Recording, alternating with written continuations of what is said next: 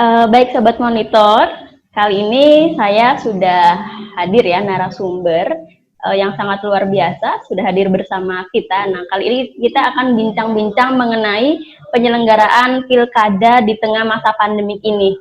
Saya di sini sudah mengundang Mbak Neni Nurhayati. Halo Mbak, Assalamualaikum. Halo Mbak Sani, Waalaikumsalam. Teman-teman, Mbak Neni ini adalah Direktur Eksekutif dari sebuah lembaga yang khusus di demokrasi dan mengawal soal pemilu. Lembaganya adalah Demokrasi and Electoral Empowerment Partnership atau DEEP. Nah, Mbak Neni ini sendiri ternyata aktif juga mengawal soal pemilu ya, pilkada dan lain sebagainya. Seringlah kita lihat Mbak Neni ini berada di forum-forum diskusi gitu. Nah, tentunya pada hari ini kita sangat bersyukur sekali bisa langsung ngobrol dengan Mbak Neni. Mbak, ngomong-ngomong soal, langsung aja ya Mbak ke topik kita, ngobrolin soal pilkada di tengah pandemik. Berat nggak sih Mbak kalau misalkan pilkada ini digelar di tengah masa pandemi kayak gini, menurut Mbak gimana? Sebenarnya ya berat sih bagaimanapun, karena dalam kondisi normal saja kan kita sebetulnya kalau menyelenggarakan pemilihan itu ada banyak persoalan ya yang harus kita hadapi. Sebelum saya menjawab pertanyaan Mbak Arik itu, saya sebetulnya ingin menyampaikan bahwa kita begitu ya Mbak, sebagai kaum milenial, generasi milenial, setidaknya hari ini kita menghadapi potret yang cukup nyata. Nah, bagaimana kemudian kita sedang menghadapi tantangan bonus demografi, disadari atau enggak ya Mbak? Kita tahun 2045 ini kan akan memasuki puncak bonus demografi. Dan ini tantangan sekaligus juga peluang bagi negara Indonesia. Disadari ataupun tidak bahwa COVID-19 ini tidak hanya meluluh lantahkan segala sektor, tapi juga mempengaruhi aspek kehidupan masyarakat. Dan tentu mengganggu upaya Indonesia dalam meraih bonus demografi. Nah, singkat kata bahwa hari ini kita ini sedang berhutang dengan masa depan yang tidak akan pernah kita miliki. Nah, kemudian kita juga dihadapkan dengan potret buru-buru new normal, ya enggak sih Mbak Sani? Kalau menurut Arundhati Roy begitu ya, menyebut bahwa pandemi ini memaksa manusia untuk putus dengan masa lalunya, membayangkan dirinya dengan dunia baru, dan pandemi adalah sebuah portal, sebuah pintu gerbang menuju dunia yang berikutnya. Saya melihat bahwa buru-buru new normal ini ternyata belum disertai dengan kesiapan masyarakat, begitu. Bagaimana masyarakat sendiri sadar untuk menerapkan protokol kesehatan. Karena apa? Karena kita tahu bahwa kita masih melihat banyak orang yang masih enggan untuk memakai masker, tidak melakukan physical distancing, apalagi untuk mencuci tangan, padahal itu sudah disediakan begitu ya. Saya sebetulnya jadi bertanya, apakah pemerintah sudah siap dengan sarana ini, dengan buru-buru new normal, padahal kita tahu bahwa disiplin dan solidaritas itu menjadi kunci untuk menekan penyebaran virus mematikan. Kebijakan normal baru dalam menghadapi pandemi itu kan menimbulkan dilema. Satu sisi responden itu mengatakan itu hal yang positif, tapi di sisi lain juga mengkhawatirkan adanya gelombang baru penularan COVID-19 karena Beijing tahu itu sudah memasuki gelombang kedua. Nah, saya kira tentu hal ini harus jadi perhatian bersama, apalagi kita sedang mengadakan perhelatan elektoral begitu ya di 270 daerah. Sebenarnya gini Mbak, kita juga kan tidak ada yang tahu ya kapan pandemi ini berakhir, karena pasalnya apabila vaksin itu belum ditemukan, maka pandemi diprediksi akan terus berlanjut. Nah, kalau saya melihat juga bahwa regulasi hari ini ya Mbak ya, yang sudah diterapkan oleh KPU, itu kan sebetulnya regulasinya tidak ada perubahan. Hanya KPU RI pernah menyampaikan, Pak Arief Budiman, dalam beberapa diskusi, semua aturan itu posisinya normal, hanya ditambahkan perketatan protokol kesehatan COVID saja. Nah, secara otomatis ini kan juga berdampak pada pembengkakan anggaran. Pembengkakan anggaran itu tidak hanya KPU, tidak hanya Bawaslu, tidak hanya DKPP, tapi juga ada pengamanan. Nah, maka secara otomatis anggaran pembekakan ini sangat tinggi sekali begitu untuk menyediakan penanganan protokol kesehatan itu. Nah, sebenarnya melaksanakan pilkada di tengah pandemi ini tentu sangat tidak sederhana ya Mbak. Kita membutuhkan persiapan yang seharusnya cukup matang begitu. Dan saya juga tidak pernah membayangkan bagaimana kemudian kita akan menghadapi kondisi-kondisi di luar dugaan, khususnya nanti menjelang 9 Desember 2020 itu. Dan syarat penyelenggaraan di tengah krisis itu, menurut IVS itu kan holding election amid public health crisis is possible, but considerable planning is needed to avoid exacerbating an already dire situation. Artinya bahwa mengadakan pemilihan di tengah krisis ini, di tengah krisis kesehatan masyarakat memang mungkin, tetapi memang perencanaan yang matang diperlukan untuk menghindari memperburuk situasi yang memang sudah sangat mengerikan ini. Hal ini juga kemudian dikuatkan begitu ya oleh jadi Kofi Annan Foundation itu membuat open letter, membuat surat terbuka bahwa demokrasi ini tidak boleh dikorbankan sebagai the silent victim COVID-19, bahwa demokrasi ini tidak boleh dijadikan sebagai korban bisu dari pandemi COVID-19 ini, sehingga kalau dibilang begitu ya, kita mau menjalankan pilkada, sesungguhnya ada 7 variabel yang kemudian harus kita jadikan sebagai alat ukur. Pertama misalnya adalah soal harus ada dasar hukum yang jelas. Nah, bagaimana kemudian kita tahu bahwa Perpu nomor 2 tahun 2020 kemarin itu juga kan masih membuka ruang ya, Mbak? Iya. Masih ada penundaan karena disebutkan bahwa apabila pandemi ini belum berakhir, kemudian pemungutan dan penghitungan suara itu dijadwalkan kembali. Nah, ini artinya masih ada ruang kosong untuk pilkada ini sesungguhnya ditunda kembali. Kemudian yang kedua, soal dukungan politik yang luas atau broad political support. Kemudian ada yang namanya komunikasi yang jelas dan transparan kepada publik. Kemudian bagaimana proporsionalitas dalam membuat kebijakan. Semisal gini, di tengah pandemi, ini kan dilakukan penyesuaian. Di setiap TPS itu yang asalnya pemilih lebih dari 700, kemudian ada yang mencapai 800. Nah ini kan sekarang dilakukan penyesuaian maksimal itu 500 per TPS. 500 orang. Dan memang seharusnya dalam membuat kebijakan ini, saya kira ini kan harus didukung oleh ahli-ahli terbaik, ahli-ahli kepemiluan, ahli-ahli kesehatan, yang kemudian ini menjadi daya dukung optimal. Karena tidak boleh kita mempertaruhkan kualitas teknis pilkada dan juga menjaga, bagaimana bisa menjaga kualitas kesehatan juga. Jadi dua hal ini harus kita pastikan bisa berjalan gitu. Bagaimana kesehatan para pemilih, penyelenggara, kemudian peserta itu bisa terjaga, tapi juga kita bagaimana bisa mempertahankan kualitas demokrasi, tidak mengurangi derajat terwujudnya pilkada yang berkualitas dan berintegritas itu. Nah, kemudian yang keenam, hukum harus terukur dan dibatasi oleh kerangka waktu begitu.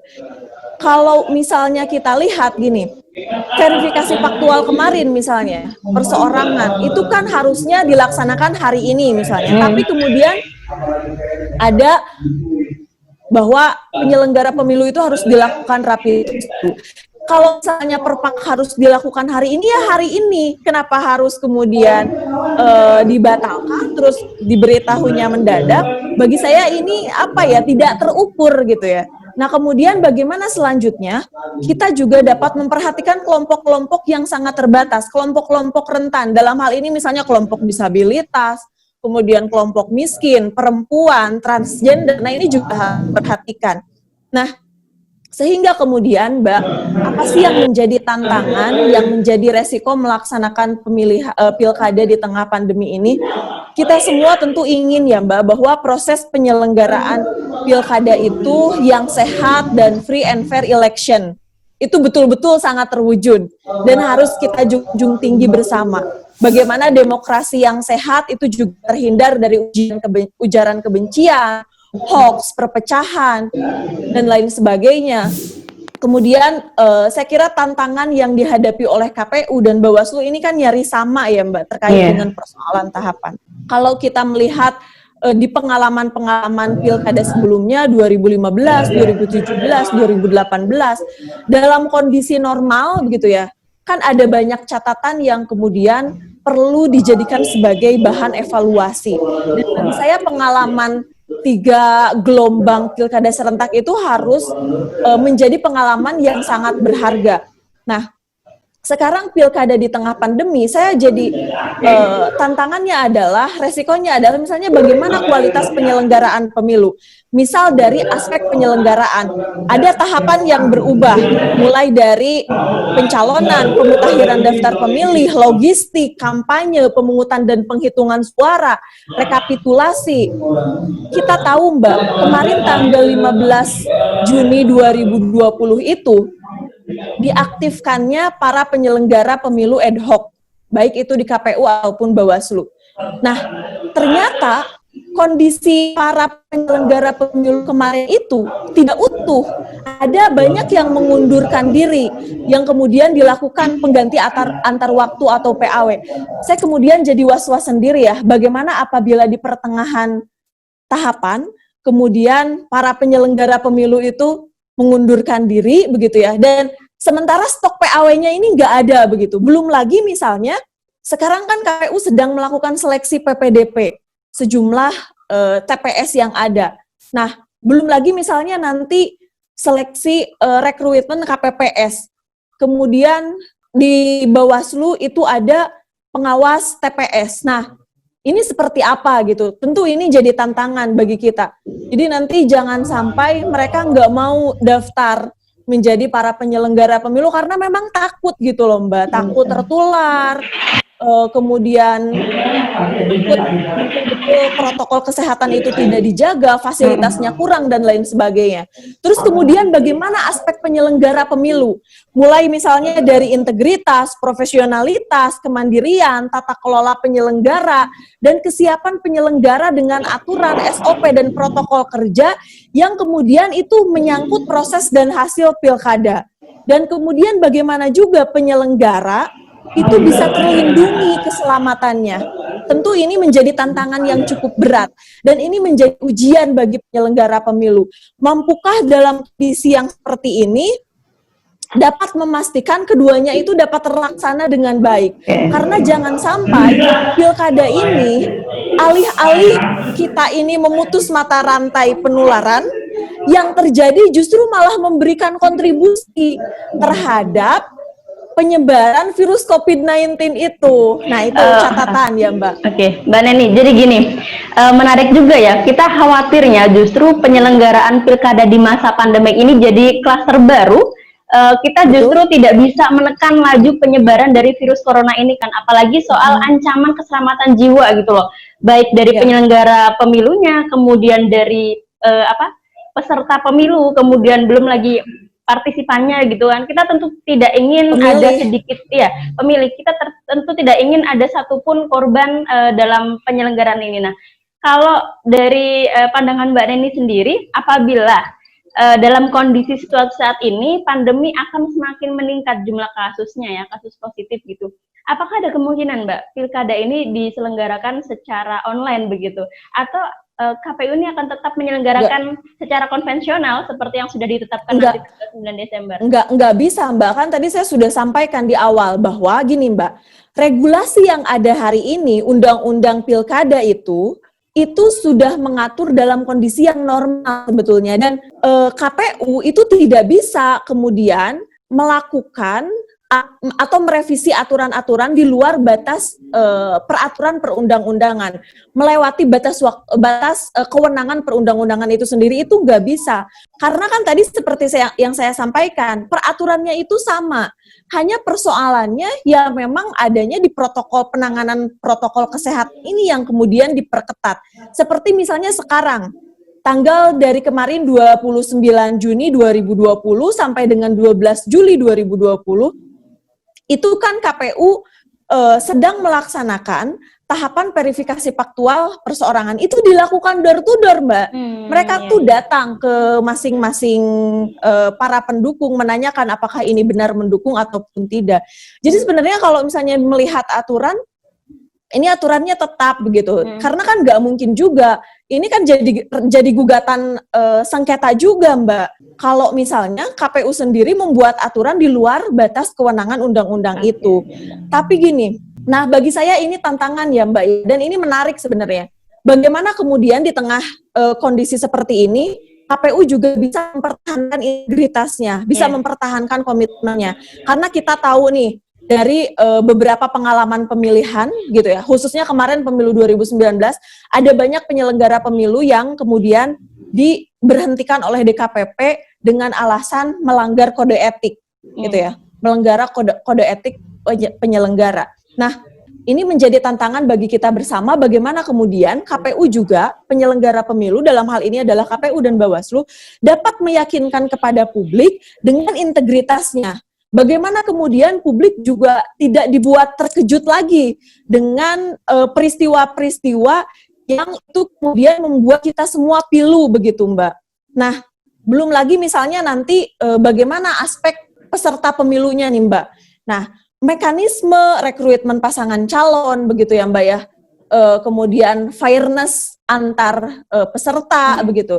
Dan kemudian integritas peserta pemilu. Nah, ini juga bagaimana? Karena sesungguhnya gini, Mbak, kan penyelenggaraan itu harus akurat, jujur, kemudian transparan. Ini kan menjadi kunci dalam hal terwujudnya pilkada yang sehat dan free and fair election. Prinsip kolektif kolegial juga memang harus senantiasa dilaksanakan. Di samping itu, kita juga ternyata menghadapi kondisi bahwa bagaimana juga terhadap aspek pemilih. Saya melihat bahwa tingkat partisipasi nih ya, Mbak ya, antusiasme pemilih dalam pilkada itu kan dimungkinkan tren golput, kemudian mereka untuk tidak datang ke TPS ini bisa menjadi semakin tinggi. Karena kalau dalam kondisi normal saja, pilkada itu tingkat partisipasinya rendah, Mbak, dibandingkan dengan pemilu, dibandingkan dengan pemilihan presiden, legislatif, itu pilkada itu jauh lebih rendah. Nah, apabila dalam kondisi normal saja rendah tingkat partisipasinya, lalu bagaimana dengan kondisi pandemi ini? Karena nanti justru malah dikhawatirkan bagaimanapun juga ini akan berpengaruh terhadap psikologi pemilih ya, Mbak ya. Nah, nanti justru pemilih saya enggan untuk datang ke TPS, justru saya lebih memilih untuk menyelamatkan diri masing-masing. Nah, Mbak, lagi misalnya memulihkan kondisi sektor ekonomi. Nah, saya kira hal ini yang kemudian harus menjadi catatan kritis kita bersama. Belum lagi nanti pada persoalan politik uang, Mbak. Nah, saya rasa persoalan politik uang, abuse of power ini in election ini menjadi satu hal yang menjadi ancaman nyata bagi demokrasi kita. Bagaimana kita juga tahu kondisi COVID-19 ini itu akan menjadi kapitalisasi isu sebagai bahan kampanye. Bagaimana petahana gitu ya, ini pasti akan menjadikan senjata yang kuat untuk berkampanye, meski memang di satu sisi ini juga menjadi bumerang. Bagaimana kemudian nanti penggunaan fasilitas negara juga akan semakin marak, belum lagi nanti mobilisasi ASN begitu. Nah, saya kira ini menjadi kekhawatiran kita bersama ya, Mbak. Ini tadi ya soal kompetisi antar peserta pemilu. Nah, kalau kita bicara soal petahana nih, tadi sudah disinggung sama Mbak Neni, apakah bisa kita katakan bahwa pandemi ini dalam situasi pilkada di dalam situasi pandemi saat ini itu justru menguntungkan calon petahana, kira-kira begitu, dan itu bisa dimanfaatkan atau petahana ini akan mengambil keuntungan sebesar-besarnya gitu loh daripada calon kandidat yang lain, bisa dikatakan gitu betul. ya, Mbak? Iya betul sekali Mbak. Jadi sebenarnya ketika misalnya pemerintah kemudian DPR, KPU gitu ya, ini menetapkan untuk pilkada ini kok ngotot sekali begitu ya, ingin ada di pilkada di Desember 2020. Memang kan melanjutkan pilkada atau kemudian menunda pilkada ini kan ada banyak resiko yang akan kita hadapi. Tapi apapun itu, kalau memang kita dihadapkan antara hak politik dengan hak kesehatan masyarakat, tentu saya kira hak kesehatan masyarakat ini harus di atas segala-galanya, termasuk juga di atas diprioritaskan, diutamakan dari hak politik warga negara itu sendiri. Nah, ketika misalnya ngotot sekali ingin terselenggara di 9 Desember 2020, sebetulnya menjadi pertanyaan kita, kok ada apa sih? Apakah kemudian ini juga bisa menguntungkan petahana begitu ya? Karena kalau misalnya nanti digelarnya di 2021, ini kan otomatis setara Mbak, nggak akan ada petahana gitu. Semua mau incumbent, mau dia mencalonkan pasangan calon yang baru gitu. Ini sama semuanya setara.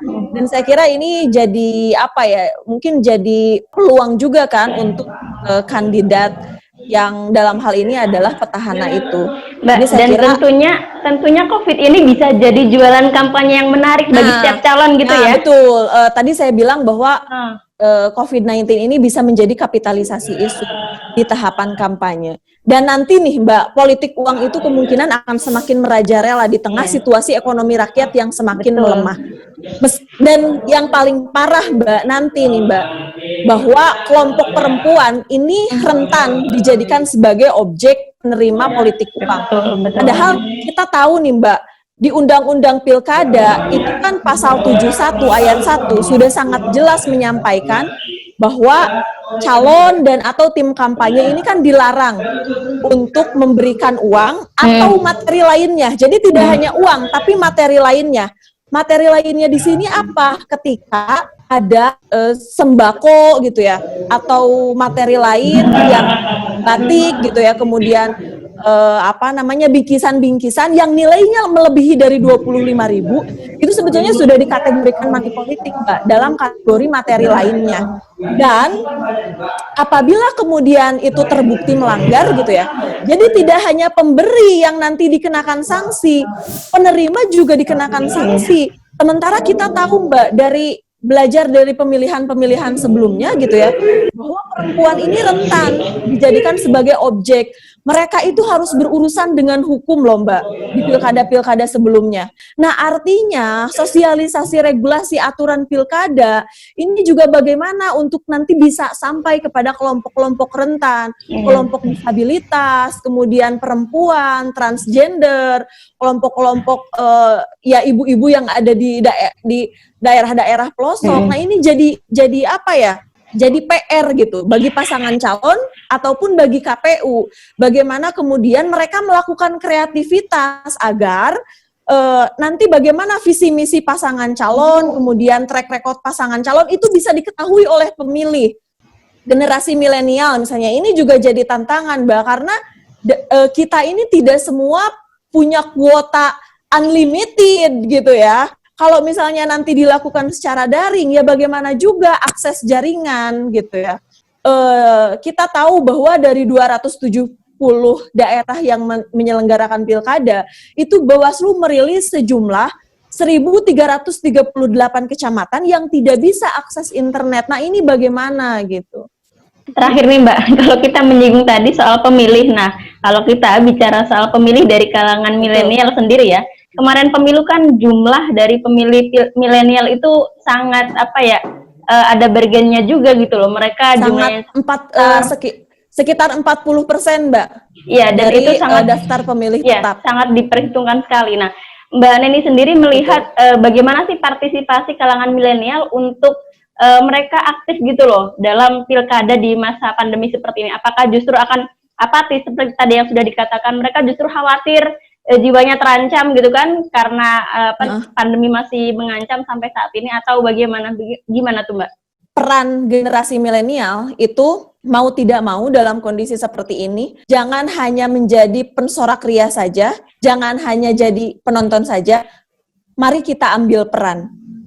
Mau itu misalnya di penyelenggara pemilu, karena penyelenggara pemilu ini kan terbuka, seperti misalnya PPDP, kemudian pengawas TPS, kemudian KPPS, ini kan rentang usianya bisa dari 17 tahun. Nah, saya kira generasi milenial bisa aktif sebagai penyelenggara pemilu di tingkat ad hoc. Nah, bisa jadi misalnya generasi milenial juga aktif di partai politik, misalnya jadi tim kampanye, tim ses gitu, pasangan calon, atau misalnya jadi kandidat itu sendiri. Kita tahu kan di Tangsel itu dan di beberapa kabupaten kota yang lain ataupun provinsi, ada generasi muda yang berani untuk mencalonkan diri sebagai calon kepala daerah. Di Tangsel misalnya ada Kang Fahad Pahdepi gitu ya, calon wali kota Tangsel gitu ya. Nah, atau misalnya kemudian betul, kita jadi pemilih, tapi jadi pemilih juga kita harus menjadi pemilih yang cerdas, harus menjadi pemilih yang kritis, tidak bisa hanya ikut-ikutan saja. Terus juga kita bisa menjadi pemantau pemilu, seperti saya misalnya. Sekarang yang dilakukan sekarang. Kenapa saya memilih pemantau pemilu ya agar memang ada checks and balancing gitu loh Mbak, agar bisa memandang generasi milenial ini kan biasanya mereka jernih Mbak dalam memandang persoalan isu-isu kebangsaan. Nah saya kira saya memilih untuk menjadi pemantau dan hanya menjadi pemilih saja. Terus bagaimana kemudian generasi milenial juga memang turut serta melakukan pendidikan pemilih. Kita tahu ya Mbak, sebagian besar di antara generasi milenial ini adalah pengguna gadget begitu ya. Pengguna media sosialnya paling tinggi apalagi di Indonesia. Nah, bagaimana kemudian mereka juga bisa ikut melakukan pendidikan pemilih melalui media sosial. Kemudian bagaimana juga generasi milenial itu juga bisa mengambil peran-peran itu. Saya kira dengan generasi milenial tidak apatis, mampu mengambil peran, mampu bertindak, mampu bersikap, ini justru akan meningkatkan tingkat partisipasi pemilih generasi milenial itu sendiri. Kalau kita bicaranya generasi milenial, karena kan tingkat partisipasi itu kan tidak hanya generasi milenial ya Mbak ya, tapi juga ada kelompok perempuan, misalnya ada kelompok disabilitas, ada kelompok transgender, kemudian ada kelompok laki-laki juga. Saya kira ini juga jadi apa ya? Jadi akumulasi begitu Mbak untuk tingkat partisipasi pemilih secara keseluruhan. Gitu. Tapi kalau untuk generasi milenial, selama memang generasi milenial itu melek terhadap politik gitu ya, melek terhadap isu-isu kebangsaan yang terjadi saat ini juga misalnya ada penolakan RUU PKS gitu ya, kemudian pengesahan ya ada RUU HIP, RUU Minerba yang kemudian itu juga tanpa dilibatkan adanya partisipasi masyarakat gitu. Nah kalau generasi milenial melek terhadap isu-isu kebangsaan ini, saya kira partisipasi pemilih khususnya untuk generasi milenial ini bisa tinggi begitu, meskipun memang di tengah pandemi COVID-19 ini, karena sebetulnya tidak ada lagi alasan gitu ya untuk generasi milenial untuk tidak terlibat aktif. Sekarang hal apapun bisa kita dapatkan Mbak dari internet gitu ya. Iya, dari media gitu. Ya, betul. Sekali lagi Mbak Neni terima kasih banyak atas waktunya. Ya harapannya juga begitu ya Mbak. Kita ingin pilkada di tengah pandemi ini berjalan lancar, kemudian para penyelenggara pemilu tetap mereka berintegritas, dan masih banyak harapan-harapan baik kita sehingga terwujud pemilu pilkada yang sangat kita harapkan begitu ya Mbak. Baik Mbak Neni, terima kasih banyak Sobat Monitor. Demikian wawancara saya dengan Mbak Neni. Ada closing statement Mbak? Ada closing statement? Ya, saya kira gini Mbak, bahwa pilkada ini bukan hanya ajang seremonial belaka dan menggugurkan kewajiban saja. Karena biaya yang akan dikeluarkan untuk pilkada ini, terutama di tengah pandemi seperti ini bukan jumlah yang sedikit. Maka mari kita generasi milenial bisa mengambil peran untuk menjadi pemilih, untuk menjadi kontestan, untuk menjadi penyelenggara pemilu ataupun pemantau pemilu gitu ya. Dan saya berharap bahwa cukup pemilu 2019 saja yang kemudian itu menggugurkan para penyelenggara pemilu dan membuat masyarakat pilu. Pilkada 2020 jangan lagi membuat pilu, apalagi melahirkan klaster-klaster baru, dan kita harap pilkada di tengah pandemi ini kita harus menghadirkan optimisme kita, menggerakkan seluruh jiwa raga kita untuk menciptakan pilkada yang berkualitas dan berintegritas dan mewujudkan Indonesia menjadi negara yang baldatun thayyibatun warabun ghafurun. Itu saja barangkali Mbak. Iya, terima kasih banyak Mbak atas pesan kepada para generasi milenial. Semoga kita semua, baik penyelenggara pemilu, peserta pemilu, serta para pemilih, kita bisa sukses menyelenggarakan pilkada ini, dan tentunya kita diberikan kelancaran juga ya Mbak. Itu penting, kita berdoa juga. Oke, baik teman monitor, sekian wawancara saya dengan Mbak Neni, Direktur Eksekutif DIP. Sampai jumpa ya di momen selanjutnya. Assalamualaikum warahmatullahi wabarakatuh.